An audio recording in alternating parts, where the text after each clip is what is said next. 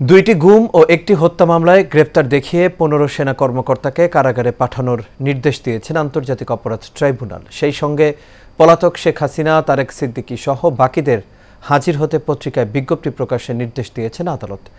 এদিকে গুমের মামলায় বিচার শুরু হয় সন্তোষ প্রকাশ করেন ভুক্তভোগীরা। সাব্বির রহমানের ক্যামেরায় ওয়ালি সিদ্দিকী রিপোর্ট করেছেন। নিয়ম অনুযায়ী ট্রাইব্যুনালের বিচার কার্যক্রম প্রতিদিন শুরু হয় বেলা ১১টায়, কিন্তু আজ আদালত বসে সকাল ৮টার দিকে। কড়া নিরাপত্তা বেষ্টনীতে সকাল ৭টার পর কারাগারের সবুজ রঙের শীতাতপ নিয়ন্ত্রিত একটি প্রিজন ভ্যান ট্রাইব্যুনালের পেছনের গেটে থামে। একে একে নামানো হয় ১৫ জন সামরিক কর্মকর্তাকে।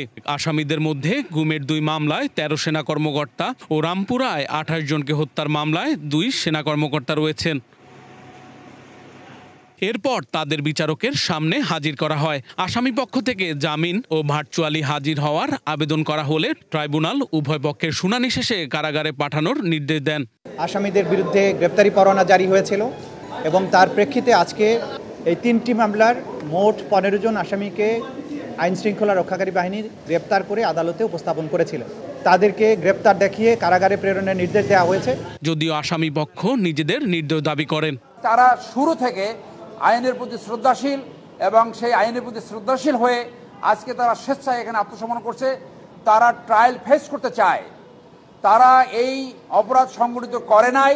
আপনারা জানেন যে একজন আইজিপি এইখানে আপনার এপ্রুভার রাজসাক্ষী, তিনি বলেছেন যা কিছু হয়েছে তা প্রাক্তন স্বরাষ্ট্রমন্ত্রী এবং শেখ হাসিনার নির্দেশে হয়েছে। গুমের মামলায় বিচার শুরু হওয়ায় সন্তোষ প্রকাশ করেন ভুক্তভোগীরা। বলেন, সেনা কর্মকর্তাদের বিচারের সম্মুখীন করা বড় অর্জন এবং আল্লাহর কাছে আমাদের হাজার শুকুর যে আপনাদের জন্য, আমাদের দেশের মানুষের জন্য দোয়ার জন্য আজকে আমরা বেঁচে আসছি। এটা আমাদের সেকেন্ড জীবন।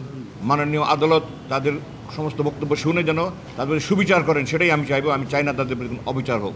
আমাদের সার্বভৌমত্বের রক্ষক সেনাবাহিনী যেন আর কোনোদিন কোনো আধিপত্য শক্তির পুতুল না হয়ে যায়, সেই নিশ্চিত হবে বিচারের মাধ্যমে আমার বিশ্বাস। পলাতক আসামিদের হাজির হতে পত্রিকায় বিজ্ঞপ্তি দেওয়ার নির্দেশ দিয়ে গুমের ২ মামলার পরবর্তী শুনানি ২০ নভেম্বর ও হত্যা মামলার পরবর্তী তারিখ ৫ নভেম্বর নির্ধারণ করেন ট্রাইব্যুনাল। এদিন সেনা কর্মকর্তাদের ট্রাইব্যুনালে হাজির করা নিয়ে রাজধানীর কাকরাইল, মৎস্য ভবন, পল্টন সহ বিভিন্ন পয়েন্টে সতর্ক অবস্থানে দেখা গেছে আইনশৃঙ্খলা রক্ষাকারী বাহিনীকে।